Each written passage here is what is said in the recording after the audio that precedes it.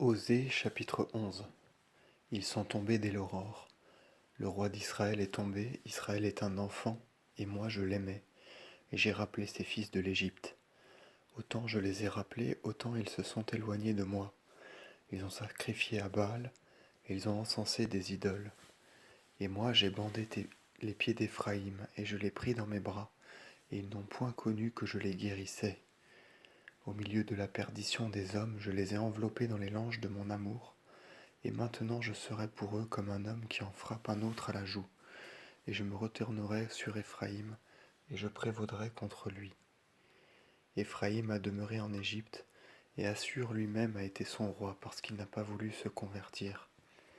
Et dans ses villes, il a été vaincu par le glaive, et il a cessé de le tenir en ses mains, et ils se nourriront des fruits de leurs conseils.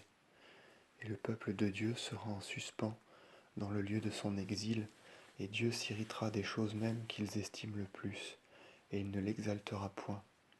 Que ferai-je avec toi, Éphraïm? Serai-je ton protecteur? Ô Israël, que ferai-je avec toi? Je te traiterai comme Adama et Séboïm. Mon cœur a changé pour toi, et tu as excité tous mes regrets. Mais je n'agirai point selon le courroux de mon âme, je n'abandonnerai point Éphraïm pour qu'il soit effacé, car je suis Dieu et non un homme.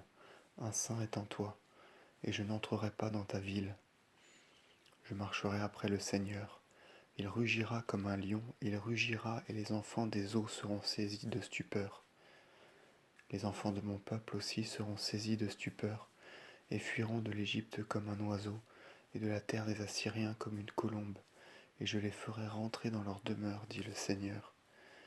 Éphraïm m'a entouré de ses mensonges, Israël et Juda de leurs impiétés. Maintenant Dieu les connaît, et le peuple saint s'appellera le peuple de Dieu.